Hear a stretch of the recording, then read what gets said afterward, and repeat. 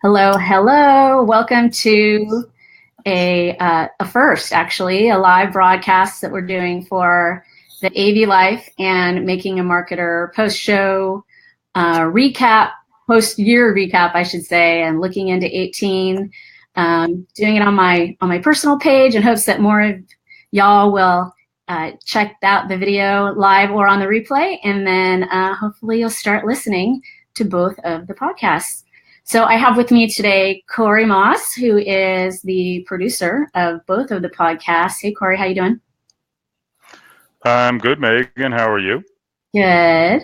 And Katie McGregor Bennett, who is one of the co-hosts on the AV Life. How are you, Katie? I'm doing great. Thanks, Megan. How are you? Good. Trying to get a little in the Christmas spirit. Yep. Well, the candy canes are helping. Well, and the frame funny because I'm trying to keep myself in shot. So a lot of the people who are watching or on the replay or on the live don't really know who you guys are. So I thought it would be a good place to start where you're like the guests, which is weird, right? Well, I think they all know Katie, but they don't know me very well. Well, not as much. Yeah. Okay. Well, just because on the Making a Marketer, you're background man as our. Yeah. So nobody hears me. Tell us about what your story is. What do you do? Where do you live? What conversion AV and all that kind of good stuff. What's your story? My story. Well, that goes back quite a ways. So before I did this podcast thing, I was in the commercial AV industry as an integrator, or should I say, doing sales in commercial AV. And well, that was kind of an interesting 15 years of doing that, and not even a thought of doing podcasting or writing. Got into this, I guess, about almost 5 years ago, becoming a writer in the industry, and then starting podcasting in 2014 or toward the end of 2014. That was a show that went about 17 episodes, and then started a brand new show, which both of you joined me. Katie joined me in January of 2016, and Megan, you joined me toward the end of 2016. That was the AV Power Up. And then after that, created the brand new show, the AV Life, along with Convergent, where it can be found. And yep, I'm the owner of Convergent AV and the host, producer of the AV Life. Katie is also a host of the show, and I know you host the events shows that we do on it, Megan. And, and we're Making a Marketer is concerned. Yep, I'm the one who produces it, sits in the background. You don't hear a peep out of me, and that's because nobody wants to, because I don't know much about marketing. So that's where I let you take over with the wonderful people that you do the show with. But, I've been doing this now, again, about 5 years, writing, podcasting, really enjoy it. And, and glad to have you two doing it with me as well. Awesome. Thanks so much. So I'm going to be, from time to time, when I see a good comment, I'm going to post it. Mike is very kind. I'm not going to show that. But hi, Elizabeth. Hi, Mike. Nice to have you guys on. See, this is the beautiful thing about live, right? We get to have people interact with us. So, Katie, tell us about you. What's your story? Where are you? And Corey, did you say where you live? You're in Virginia, right? Oh, yeah. I'm in Northern Virginia. Katie, what's my deal? What's my story? So 6 degrees of separation, or several, 1,000 miles plus of separation. I grew up in San Diego, right around the corner from where you're living now. But I currently live in Red Lodge, Montana, which is essentially the middle of nowhere. If anybody's interested in the outdoors, you know of this tiny little place called Yellowstone. We're about 60 miles north of Yellowstone. And tiny little town, but it's got a big heart and big mountains. And we moved here about 5 years ago from Seattle. We kind of moved our way up the coast as my career progressed. And my husband and I knew each other when we grew up in San Diego. We separated, kind of lost our way and found each other again about 10 years ago. So we found each other in Seattle, and we've since moved out to Red Lodge. But we just decided that we enjoyed being in the mountains, but we weren't getting enough of them, and we wanted to start our PR firm here and make a go of it. And so it's funny, for like first 5 years we didn't really we sort of hid from it a little bit, but the more that we were able to kind of solidify our ground here, and we realized that we weren't doing a whole lot of we weren't doing a lot of travel anymore. We had found our roots in Montana. So long story short, is we went from San Diego up to Montana. So I run KMB Communications. KMB is me. KMB, Katie McGregor Bennett. The B comes from Bennett, my husband John. He does video and photography. I do PR. So we've kind of combined the two, and we have a little bit of a thing going in the audiovisual world. So we do a lot of content. We do public relations, social media, videography, photography, all of that sort of stuff. So been doing it for about 25 years. Have a great group of friends in the industry, and much like Corey, now you as well, Megan. It's funny because it's such a small world, but year after year, we're all still here, and it's kind of it's a band of brothers and sisters. It's pretty cool. So that's kind of the fast track of my story. Awesome. And for those who don't know, I have a boutique marketing agency. It's usually just me, but I have resources when my business expands, and the people that I can call upon. Elizabeth is one of them. Background in a lot of things. It's spent several years in AV production, selling AV, and live events is where my heart is. I just love the dynamic that comes from meeting people face to face, and then the technology that accompanies it. So hence also my love for tech and AV. And it's fun for me to be able to host live event shows on the AV Life. And then really interesting too, to learn about the other aspects of AV, the other side of AV, right? The integration side and all the other things that sometimes actually now, go hand in hand. So obviously when we talk about digital signage and that kind of thing, I can kind of get in on that conversation. But a lot of times I think on those shows, I'm just sort of like anecdotally chiming in and trying to be funny and add something to the mix.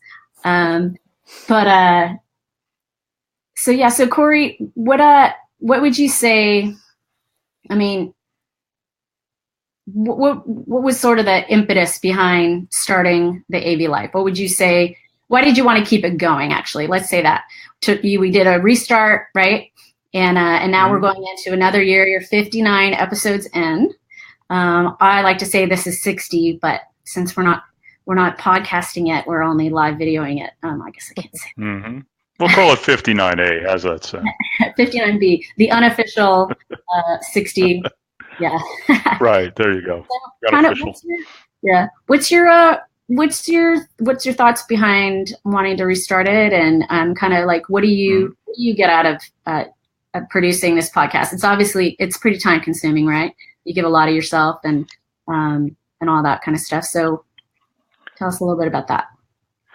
Well, the time-consuming part really depends on the kind of podcast we do and how long it is, because Katie and I really actually started the 3-hour podcast format back in January of 2016. So not to know that I'd actually be responsible for producing and editing and everything else. But no, it's it's something, if you're talking about the AV Life and starting that up, doing the previous show that we did, and just really the pure joy of doing the show, but the work that was involved in it as well.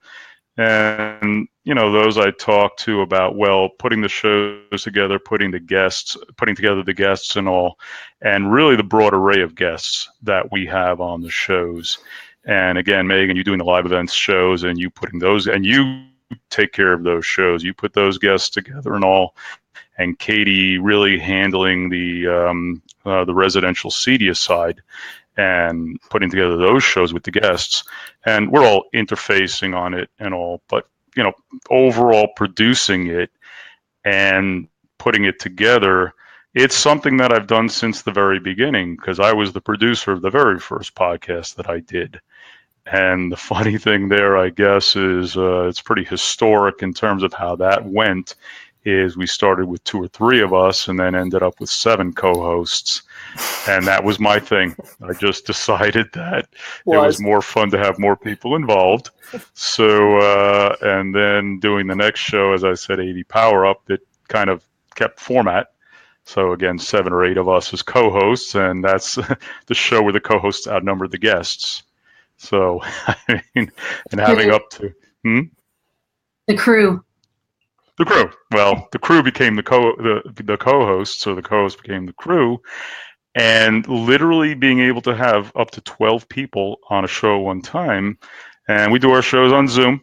Many know that we use Zoom as our platform to do our podcast. So I've been using Zoom for a long time now, almost since its inception. And again, being the first to ever use Zoom in the industry to do the podcast recording. And the reason I did is because I found great success using that platform, being able to put all the people on from all over the world and getting a good recording out of it. And really, when things ended for the previous show, I had decided that this needed to continue. I put together the Convergent AV platform and started that up, and the AV Life started up not long after that. And basically, those who did the show with me invited them to continue doing it on the AV Life. And again, yourself, Megan, and Katie and others came along. And the interesting thing is that, some have left, some have come aboard. And Katie knows full well since January 2016, that's kind of been the formula for how this all goes. Constant improvement. Yeah, the more that things change, the more they stay the same kind of thing, But the actual show itself is the formula for the show really hasn't changed. Yeah. But the possibilities are literally endless in terms of what we can do with it. Right. It's kind of the way I look at it. Yeah. Well, I love doing it. I want to say welcome to Tim and Rich and Renee and Jen and Amy, who are all watching right now. Hi there. Katie, what's the best part for you about co-hosting the AV Life? I think for me, so as a communicator, I spend all day either helping articulate a message, craft a message, deliver a message, monitor, anything to do with somebody else's conversation, so to speak, their digital dialogue, as I call it. So I think for me, it's an opportunity to step away from that role and spend a little bit more time listening and just enjoying and appreciating what's going on in the industry, but from a different position. It's everything that I do tends to have a strategy behind it. So even when I'm listening, I'm sort of, listening strategically to conversations. And so, in podcast space, I don't have to be as on, from that sort of, that really kind of, again, kind of a strategic angle. It's more just getting to listen and get to know people and be, for me, I think maybe a little bit more present in the conversation. So it sounds a little weird, but it allows me to kind of step away, but lean in at the same time, and I don't know if that makes sense, but.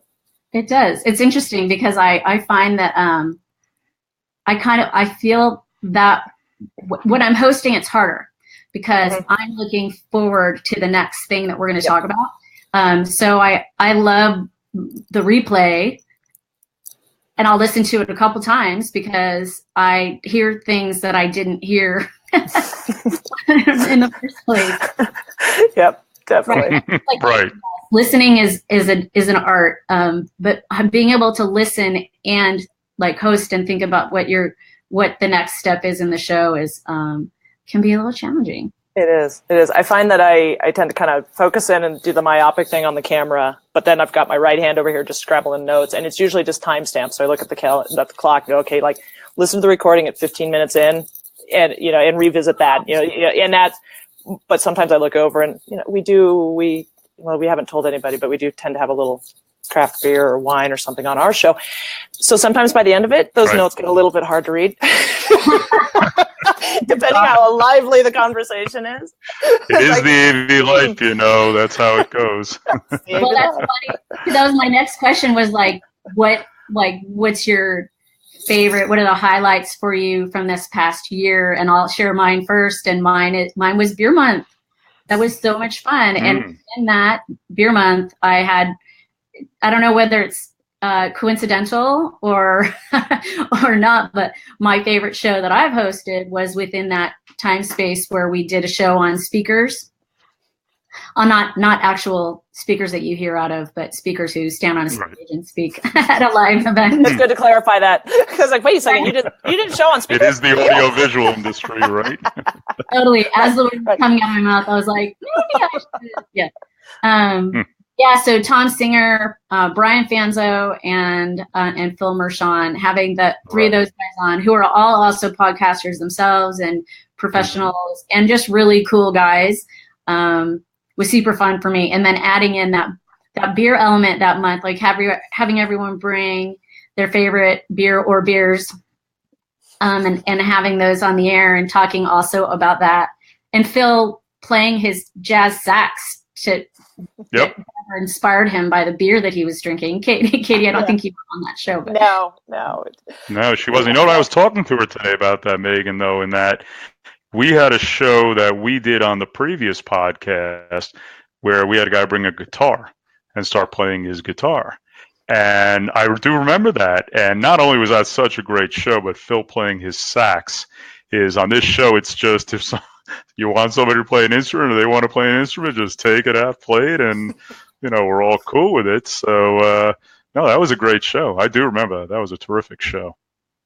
We tend to have a really good time when our guests bring a prop on or just drop something impromptu like that. I think Joey Kolchinsky, One Vision Resources, bringing his hairless cat on at the end of the show. Hairless cat was just hysterical, and I forget what. I think I don't think you were on that one. And I don't remember what prompted it, but I think maybe John Green was on. I think that's what it was. And he was talking about his pit bulls and dogs. And there were dogs, probably John Green. The dogs come on at the end. There's a big dog face. And Joey's like, oh, well, let me go. By the way, we got to give John Green a shout out. You know why? You know why? It's his birthday. Happy birthday, John Green. Pop, pop. Happy birthday, John Green, if you're watching. I don't know if he's watching, but maybe he'll find out. He should be watching. Yes. He should be watching. Bowser's Babies and Beer. Yep. So those are three things. Funny, there's Katie, I'm sure you're familiar with the Over the Line tournament. Oh, yeah. Those are three things that are not allowed at Over the Line, and three things that are highly encouraged on the AV Live podcast. Yep. We've had many pop their head in. Of course, yes.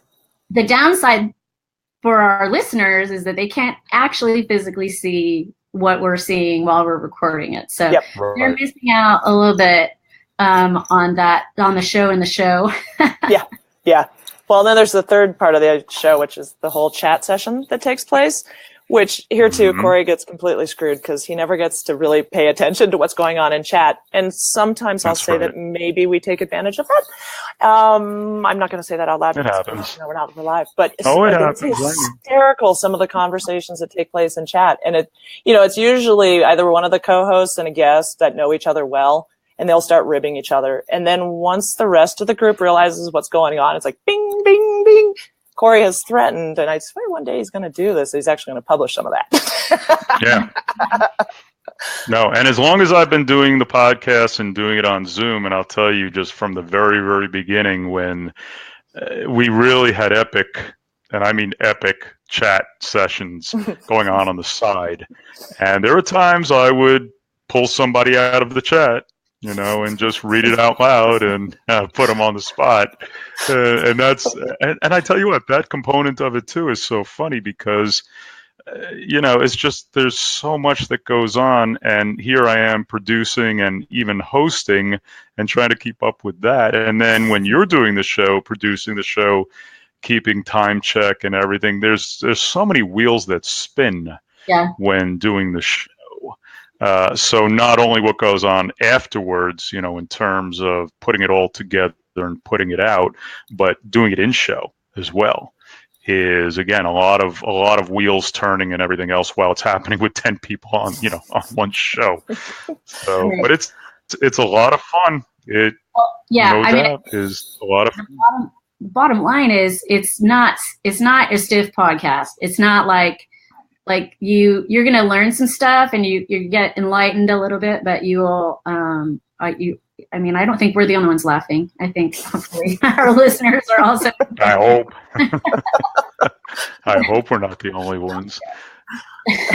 I mean, they're not laughing as much as us because they don't have the insight to those things we just talked about. But a lot of inside jokes too. So but I think when you talk about that they can't see us, is I think when they're listening, they're probably formulating in their heads what's going on, and somebody said something and reactions of people and all. And I think that's the big part too, is we can obviously see the reactions. I think they're kind of thinking what the reactions might be while we're doing it. That's the fun part. It really is, because I think those who are the audience listening, while you can see the video podcast and what everybody is doing, I think it takes it up another step further to hear the podcast and try and imagine what's going on during it. So that adds another element. Screen captures are always, a bonus. Well, we do that too. But the and you do it in show, Megan. So the Brady Bunch. Yes. Yeah. Hollywood Squares. So, Katie, do you have a favorite moment from this past year of AV Life? I don't know if I have a singular favorite moment, but there definitely are a couple. And I think the one of my favorites was the pre-CEDIA podcast party. And I think there's going to be I think all of my favorites are going to have the party word in there. The pre-CEDIA podcast party that one was just really cool because it was interactive, and the guests, I think for the most part, everybody knew each other, and they had some sort of a connection. Whether the industry is really pretty tight knit, so it's they've either worked together in past life or they it was an integrator and to a manufacturer or something like that. So it was there was just kind of a cool dynamic to begin with, but all of the guests started talking to each other, and I think we had Stewart Film Screen and Barco and Hiji and a couple of others on. And so there was and those three brands work together in different capacities. And so, Rob Keeler from Stewart was talking to, I don't remember who we had. Did we have Barco? We had Tim Sinave on, and he was talking to, directly to Tim about technology. And Tim would fire up a question back to Rob about Stewart. And then Mike Maniscalco from IHG was talking about networking aspects. And so I just thought that was pretty cool. And it was fun because it I think as a host or a co-host, whatever role I played on that one, it allowed me to sit back a little bit and sort of just enjoy the conversation more than you normally do when you're kind of producing it right in the middle of it. Yeah. So that was pretty cool. But then the other one, and it was another party one, I believe, and Mike was on. Mike Maniscalco, Ahiji, and we were a couple other guys, and I forget who it was, but everybody had a beer, and Mike he's got 5 kids at home, all under 3. And so he's in a minivan out in the garage with a pint of beer, and he's totally enjoying it because it's probably the only quiet time he had in his life at this point. So he's drinking his pint. You sort of watching the sunset through the window of the back of the car. He wasn't driving, and it was just sort of that kind of dynamic, whereas everybody just sort of sat down and relaxed and cracked open a beer at the end of the day and just kind of talked shop. But again, really interactive, and I think that was pretty cool. I don't remember. One of those was episode 45. I don't remember. We also talked about his IoT connected beer fridge, which was pretty cool too. That is true. Yeah. And Mike's all about IoT. He's about all about IoT, and that's where he was sharing what he's doing. He's doing a little bit of a hack on the healthcare side. So he's got triplets and twins, reverse order. So he had triplets first and then twins. One of the triplets, 5, yes. That's 5. Yeah. One of the triplets is type 2 diabetes. And so they've gotten really involved, type 1. And they've gotten really involved in sort of what's kind of missing and lacking in the monitoring aspect. Well, Mike is a monitoring guy, so he's doing hacks on healthcare now to try to improve how monitoring is done for diabetics and, glucose monitoring, particularly overnight and in infants and that kind of thing. So, that kind of thing, you find out when you think that you know somebody in the industry and they're cool, and then they come on and talk a little bit more about their story, and you go, they're really, really cool,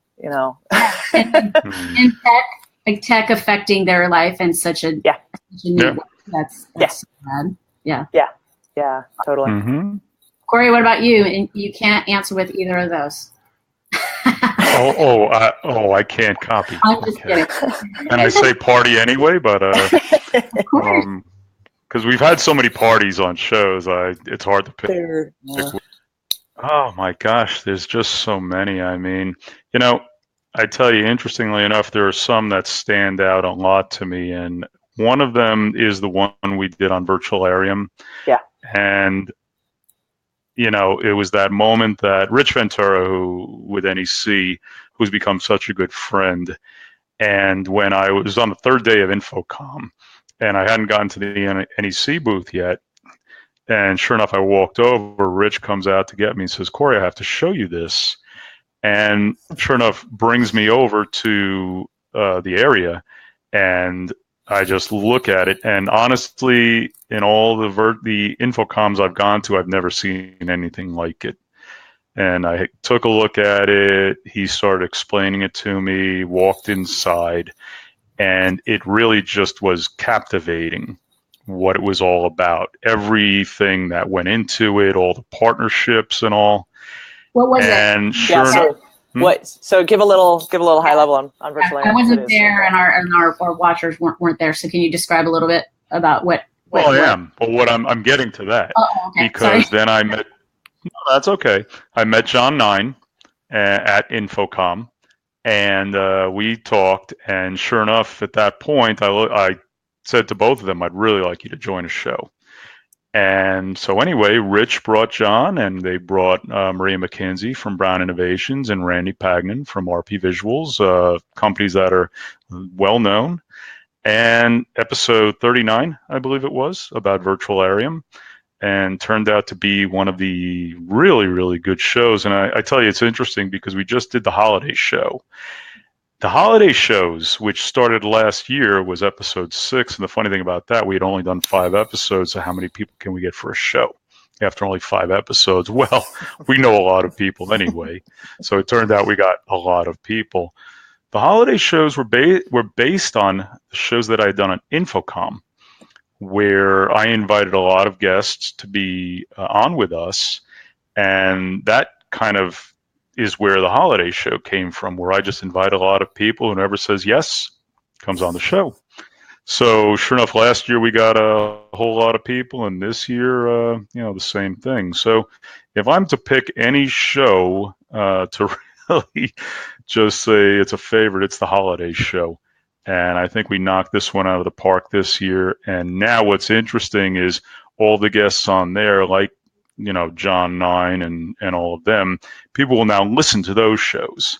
Right. So episode 39 and shows other people came from, they'll listen to those shows too. So my long-winded approach is that. They want to hear their part, but they also want to hear what they missed too, right? Because it was absolutely 4 parts for groups, I should say. You split it into 2 episodes, right? So. Mm-hmm. Oh, and one more I'll sneak in is the Ron Camden show, where in his honor, it was a show about his retirement, where he's not really retiring right now anyway. So he's staying aboard for a little while longer, but we're keeping the show there. It's a great show. Kidding retirement party. Like I want a party, but I'm not ready to go yet. Was it that kind of thing? Yeah. No, it was that he decided to stay aboard to help them find his replacement. So it's a retirement party, but not quite yet. So it's a long party. But anyway, it's a long party. We'll have another one when he really leaves. Okay. Yeah, just draw it out. I would. I don't think I'll ever get to retire, but I would totally try to make it last like a year. Yeah. I mean, why not? I'm a person who will have 4 different parties for my birthday with no issue. But I stop at 2 and planning. Anything more than that, other people have to plan it. With my last milestone birthday, I can't make that. But if you do something else, I'm like, listen, if you do something else, you can plan it. I'll show up. I'll be there, I swear. Well, being a virtual holiday party planner, I could possibly do party planning at this point. So, we could make that a business. That's funny. All right, so let's move on to 18. What are you guys looking forward to in the new year in terms of the show or the industry or anything in the new year? Katie, what do you think? What are you looking at in 18? I try to resist the urge to go out too early. But I do know that there are going to be there will be mergers, acquisitions. And that was kind of our thing in 2017. We had a little bit of a slow ramp up, but by middle of the year, it seemed like it was just flying. And I think that's going to continue, which is, I think it's good for the industry in many cases. But there's no real crystal ball there. I think from a technology perspective, I'm most excited about just seeing where VR and AI go, and in seeing how voice really starts to make a definitive impact. We talk a lot about it. We've had a lot of guests on in this space. Josh AI, Alex Capasolacho has been on throughout the year, and we've spoken with Dan Quigley at Amazon at different tech and business summit events, and I think it's there. All of them are showing a lot of growth and a lot of obviously from a consumer perspective, it's really, really big. But I think from the industry, we're still sort of like how real is it? How close is it? And you hear kind of differing stories coming in from the integration perspective. So I'm really interested to kind of see where we are from a technology delivery standpoint and a consumer adoption. So that's I'm kind of going to be following that. But personally, I've got none of that exists all that much for us. For KMB, we've got ISE, Integrated Systems Europe in February. It's the first weekend in February, and so we're on the runway to a trade show. So Stroopwafel, right? Right, Stroopwafels, and so that's right. We just went like 35 minutes. There you go. There we go. 35 without a Stroopwafel. Now we've had that. I know. Isn't that amazing? Isn't that amazing? But by the way, just so I match you, there's mine. There you go. Pop, pop. Okay. All right. I got them too. We're all well outfitted here. Well, we do talk about Stroopwafels so much, and Corey, you'll have to kind of share a little bit of that story. But the reason Corey and I both have the little tin of Stroopwafels from a guest, because we always end up talking about them when it came time to do the Christmas thing. Corey and I both got a little gift box from Mark Chakowski of the Technology and Business Summits with Stroopwafels and a card, and that was really cool. Yes. But I think we've sort of and the Italian night before Christmas too. The Italian night before Christmas. So yeah, so Stroopwafels are kind of our thing. Yeah. So Corey, what about you? What are you looking at in 2018? What am I getting there in the first place? I think would be good. 11 days. But that's right. There's just I don't know. There's just so much to really not only look forward to, but there's so much in the audiovisual environment right now that it's growing, it's expanding. You talk about the experience, and I think for us, we're all about the experience as well. And I want to enhance the experience that this show, the AV Life, and of course, we're Making a Marketer is concerned as well, Megan, is I want Convergent AV Radio to be a more enhanced experience. And we're actually going to be adding a show. That one's right now in development, and the people who are going to do the show are pretty much ready to go. So we're hoping to bring that out hopefully in the first week of January. But I've got the collaboration factor, and people already are lining up to do that show. Tell you what, Katie and I, at this point, we look like we have at least our first two shows lined up for 2018. Yep. And but ISE's coming up, as Katie said, and as that goes, we do our ISE podcasts. And who knows, Katie, you may have in the morning again one of those days, doing one of those like you were. So tough duty. That is tough duty over there. We're one of those kinds of podcasts that we'll do it all at all hours of the night. So and probably more of that in 2018. But we also look to go more global with the podcasts. So we'll be doing more of those. And you can. I'm sorry, what was that? You be learning other languages. You need to be doing. I'm going to try and learn. I'm going to try and learn some other languages. You can tell I'm losing my voice a little from a year of podcasting too. So that's what happens at this time of the year. But maybe learn a language or two. Who knows? Actually, you know what I plan to do? Where Convergent AV is most read, and I tell you what, we get a very good viewership overseas. I'll look at the top 2 countries and learn languages in those countries. How does that sound? We'll see. Maybe that works. Huh? Is that ambitious or what? That was very ambitious. So we'll do the show again in a year, and we'll see. We'll see what you can say to us. You'll see what languages I know. But I'll tell you what, just to extend that conversation a bit, you said AI. AI is a very interesting conversation right now, and especially in collaboration, where I had just talked to Polycom CEO, and there was a lot of AI discussion. Where you talk about Alexa for the home, right? Now you've got Alexa for business. And that's become a very big discussion as well.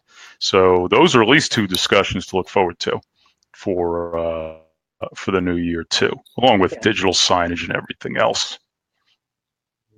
I just wanted to say hi to some people who have joined us. So Thomas Irwin and Brandon Warner are both two of my former AV Concepts colleagues. They're watching. Dave, Shane. So we've got some people watching. So I don't know appreciate if any of my friends are watching, but if I'll say hi anyway. So we're on the replay, right? It's dinner time, right? In your time zone. So we'll say that's maybe that's true. They're busy. Yeah, it's all good. So for me, I just am hoping to, learn more about experiential marketing within experiential marketing, how AV plays a role, and all the new kinds of tech that's rolling out for that. I think I'm excited about that, and excited about continuing on making a marketer. This is the second podcast that we're going to talk about today. I hope within that space to have some more AV folks on, people who are making an impact in the industry in terms of complementing experiential marketing and all that kind of good stuff. So there's a cruise ship pulling out. Can you hear that? Can you hear the horn? Oh, is that what that is? I was like, what is that noise? It sounds vaguely familiar. You got the airport, you got cruise ships. What else you got going on? I'm not going to say anything because it's totally going to stop. And then it kept going. I'm like, dude, really?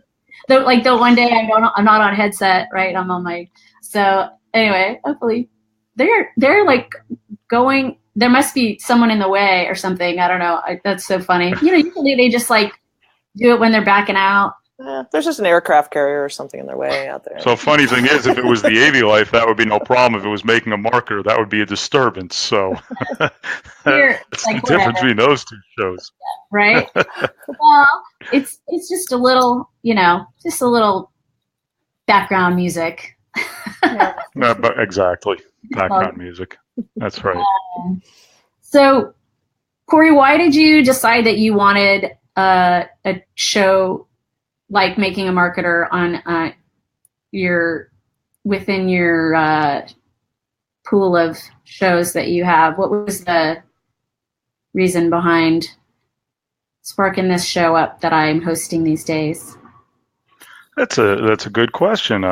Well, myself, I tell you what, being in sales as long as I had, and was kind of self-contained doing sales and marketing and all. And it was always something that was a part of what I did.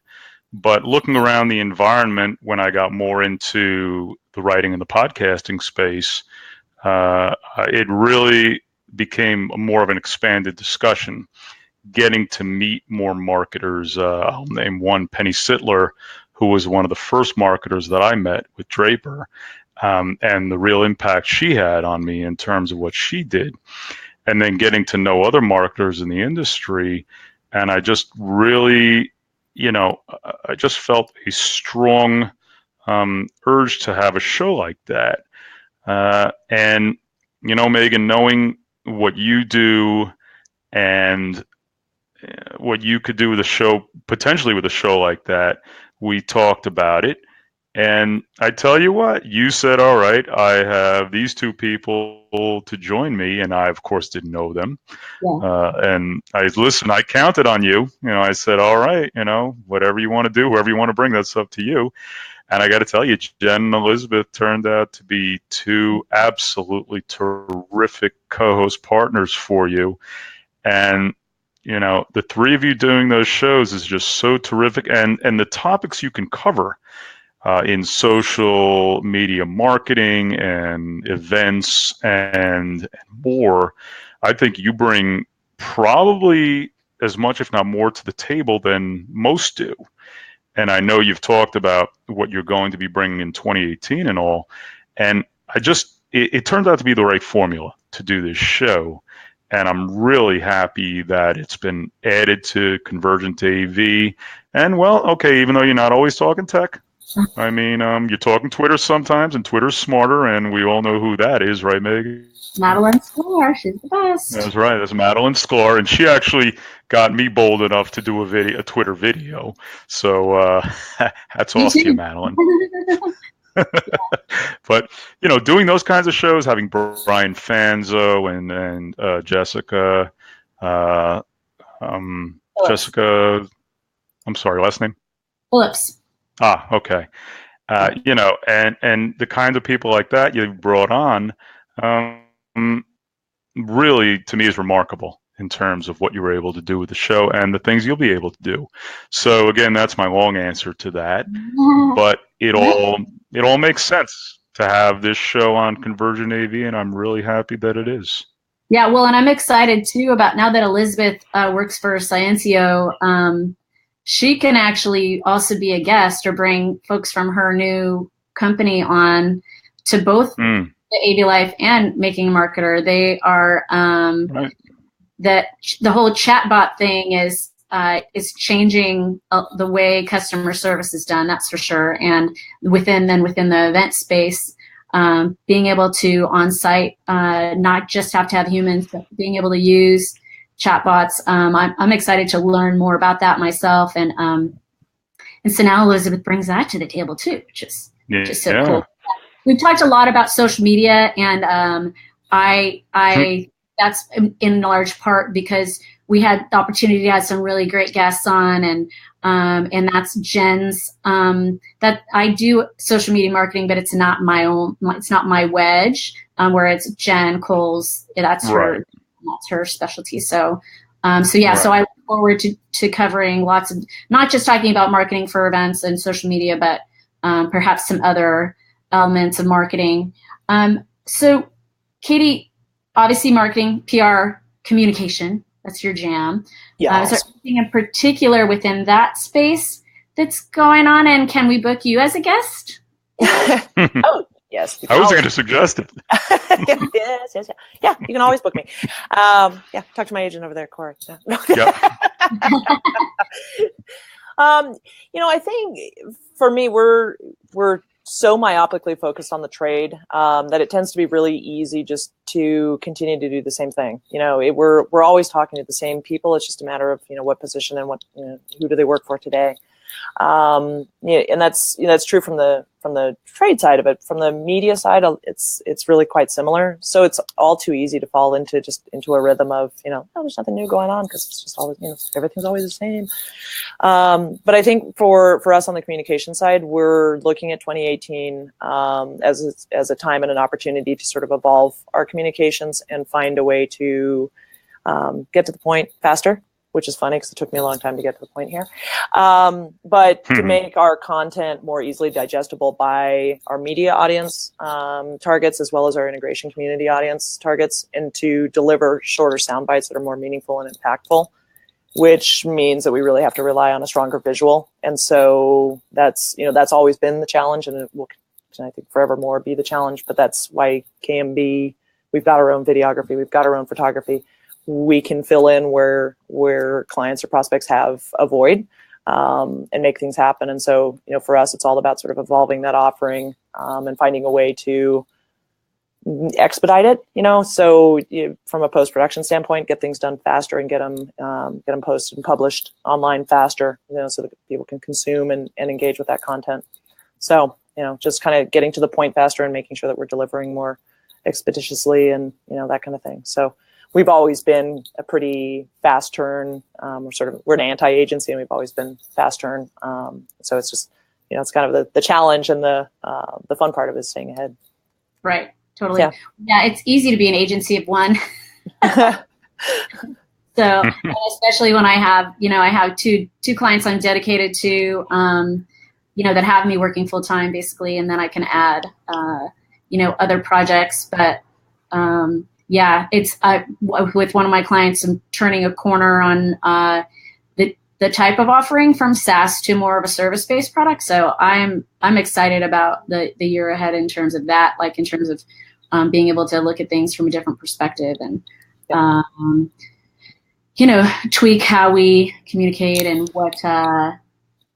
how we sell it. And being part of a startup, the last Making a Marketer episode, we talked to 2 event industry startups, and it is such a different animal than being like an NEC or a Barco or, like Polycom. I mean, being a startup in the event technology space is it's both a super awesome opportunity and then also kind of, a difficult prospect because people are so averse to change.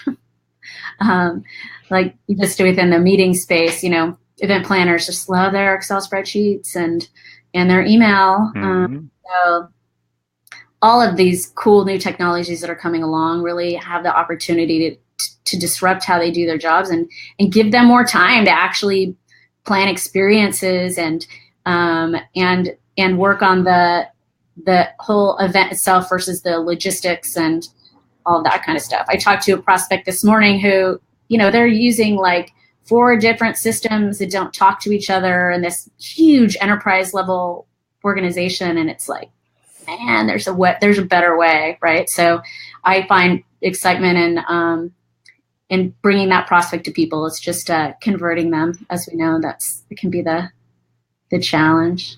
I don't know. In the AV, Corey, would you say in the other side of AV that's an issue as well in terms of like the customer base and getting them to sort of change and adjust to these new technologies that are coming about? Wow, that's a big discussion in the AV industry is, in terms of bringing the customers to the next level, you using or even looking at the newer technologies, and you talk about the cloud technologies per se, cloud video conferencing, like we already mentioned, Zoom and others. Polycom, again, with enhanced collaboration products now. You mentioned Barco, you mentioned all of these companies with higher end projectors. And again, going back to collaboration, that's obviously a big space for me. And, just not even enhancements, but the higher scale solutions that are out there. And you're right, sometimes it's getting those customers to really buy in. And honestly, the message to them is the buy-in is necessary now. Is, for those integrators who are really, and talk about video wall technology, talking about digital signage even, along with collaboration, cloud software and all. That's the world today. That's the technology world. And, customers should want to get into those technologies along with the audiovisual industry itself, the integrators and all wanting to leverage these technologies, not only for themselves, which they do, but also bring vice versa. So that conversation is definitely on that end as well now. And I got to tell you, I look forward to what comes out of ISE. I look forward to what comes out of InfoComm, and ISE being the first, obviously, where a lot of these newer technologies and products and solutions come from. And Katie's saying the same thing, is what we're going to see and what everybody's going to experience from there. The industry kind of waits with bated breath, to see that, and then hopefully the end users, the customers, are going to experience that as well as a result. I'm like trying to get my hand in the shot. They're going to bite. Hopefully they'll bite. Exactly. Hi to Christine and Joey who are watching. I wonder if you're watching together because they're on here separately. They live in the same house. And Emily. And wow. too for your shout out. I'll give her a little hi, Ames. So yeah. So well, I guess I want to finish with this is something that I'm not going to finish with my superpower question unless you want to answer that, Corey. I think I already did once. Yeah. That's it. I already answered that question. I usually ask the job. Katie's superpower is being Katie McGregor Bennett. That's Katie's superpower. The struggle. But are there any? Trust me, that's her superpower. Okay, it's right back there. You can't see it. Any programs or tools that you're particularly excited about that you're using? Could be an app, could be anything that you want to share that our watchers might want to check out. I don't know. Go ahead. No, go ahead. Go ahead. I was trying to teeing it up. Go. Okay. Well, no. I mean, it's really nothing new per se. I guess what I'd have to say, I've already mentioned Zoom. Of course, I'm always talking about Zoom. I think everybody really needs to look at Zoom and try it out, and it's just that good. And I mean, I don't know what more to say. I've been using it for a long, long time. As a matter of fact, and if we do shout outs to those who are sponsors of Convergent AV Radio, Zoom and Polycom, Sonic Foundry, Media Sites, another one. And that is such a great application, such a great tool for education, for lecture capture, for business as well. So, I like to mention that. But truthfully, I'm going to be looking at leveraging some more, especially video platforms, to use for what we do. So let's just say more to come on that. Gotcha. Cool. What about you, Katie? So on the KMB communications side, we just spent the last about 2 months fine-tuning teamwork. So you asked about the apps. So we've implemented a better project management and task assignments, scheduling and reporting platform, Teamwork. And one of the writers that works for us brought it up as an opportunity for us to better organize kind of the delivery of information from the time we're given assignments from our clients and the time we need to get it through production and back out for approvals and such. And so it's taken us about 6 months, but the last 6 weeks have really, really tightened up. And it's one of the first applications or platforms that we've implemented in the last few years that actually has started to relieve inefficiencies and redundancies, which are just, for me, are amazing. I mean, we tend to kind of have to layer in intentional redundancies just for different reasons, but kind of having to monitor email and do everything through email and make and do double checking with our writers and team members and what's going on. Being able to do that all through a centralized platform and have all of the tracking mechanisms and dependencies is really cool. So Teamwork, if you guys, anybody out there, if you're struggling with organization and managing your team or team members either on location or offsite, I cannot say enough about Teamwork platform. It's really been incredible, and I think for 2018 it probably is going to be the biggest impact that we've implemented so far. Looking forward. So awesome. Well, as someone who has a client with a cloud-based project management tool, I quite agree with these of using a cloud-based platform, a centralized space where you can manage all of your and your documents and your discussions and everything versus managing all of your workflow via email and all that kind of good stuff is awesome. Yep. So, it's good. I learned about a new app when I was at AWS reInvent. I got to be on site with my client, and they had this theater set up that was basically 5 different spaces where they were doing both overflow of Keynote and overflow of different breakouts. And in some of the spaces, they were using the silent disco headphones, so you could actually switch. So if you were in a room with 4 different screens, you could, and you didn't like a session that you were in, you could just switch and go to a different one right in that same room, which was super cool.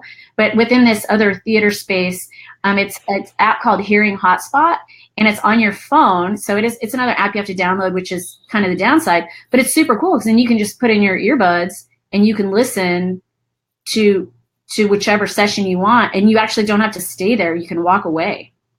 So That's you just cool. have to make sure you're on Wi-Fi. But that's super cool. Yeah, I thought that was pretty badass. Yep. So, well, I love it, Elizabeth. Thanks for the shout out. Yes, Event Club within the event space. That's there she is. Mm-hmm. You got so many friends, Megan. I tell you. Oh, I try. I pay them. Elizabeth gave you a. Well, that's Yes, Elizabeth. I have a lot more friends on Facebook than I have people following my business page. So I knew that this platform would be more fortuitous for us today in terms of live. Oh, okay. Culture. So, but that's more people to get to like Katie. Mm-hmm. Is there anything else you guys wanted to add and talk about the year? Anything looking forward? Or are you're ready for the holiday? Oh, no? Yeah. See, I'm ready for the holidays. See, he's right not behind me. There's the snowman. There's the lights. I never do this, by the way. I only do this for the podcast. After that, it all gets taken down and put somewhere. No, I tell you, I'm pretty much where I need to be for the holidays, and looking forward to the new year and big things to come in 2018. I have a million shout outs that I could do, but there's one person in particular, and that's Marika Aquino at Tier PM. She's been with me, and if hearing on the holiday show, if you remember, I don't know if you weren't there, Megan, you had already left, but we talked about that very first podcast where she joined, and we did the hot jobs, and been doing it ever since. And Tier PM has been a supporter of all that we do for all that time, and it's just very special to me. So now Marika's not on Facebook, Tier PM is, but this is a very special shout out to them. And, it's like there are those we can't do it without, and there's certainly one. And if I had an hour, I'd do more shout outs, but I guess I can't. So that'll be my last one. Where can we find you on the interwebs? Do I want to be found is the question. On Facebook, you can find me. I'm Corey Moss, COREYMOSS. I'm not sure if I'm wearing the hat or not, but FSR. there it is. You're wearing the FSR hat. There's a FSR. That's right. Little shout out to FSR there too. At CB Moss. It's very simple on Twitter at CB Moss, and LinkedIn Corey Moss, and I don't know. There might be others. Your business. What's the website for your? Oh yeah, that convergentav.net. That's where you find all the podcasts, some great blogs, including one Megan just did. So you'll see that, and much more, the news and everything. So convergentav.net. Check it out. Awesome. What about you, Katie? Are you ready for the holidays? I am. I'm ready. I am so ready. We technically are closing down tomorrow through the end of the year. So it doesn't mean that we're off, but it just means that at least the rapid influx of requests will stop, and we get to go and spend a little time with family and friends. So it's good. But so I'm ready to go. Get out of here. I'm good. I can be found all over the place. Let's see. So my personal information, I'm Katie McGregor on Twitter. I had that profile before I got married. That's KatyemCGregor. We also, KMB Communications is KMB_COMM. So personal and professional there. And any variation thereof, you'll find me all over the place. We're pretty active out there. Awesome. Yeah. Well, and that's the struggle for Katie, by the way, to spell her Twitter handle every time on the show. It is. So, it is, exactly. By the way, I forgot to mention the AV Life at @the_AV Life, right? Yes. Must mention that on Twitter. Yes. And at @convergent_AV. Got to mention that. Go ahead, Yes. Megan. Yeah. And those watching already know how to find me on Facebook. But of course, this will be rebroadcast. I'm more personal on Facebook than I am professional, but my business page is Powers of Marketing on the book, and on the Twitter, I'm at Megan Powers. So pretty easy. Powers of .marketing too. I got myself a new those new special domains, so you can find my business there as well. So I want to thank everyone for watching and for chiming in, and for those of you who listen or watch, should say, on the replay, thank you also, and we will thank you very much for watching, and we'll catch you next time. Thank you, everybody.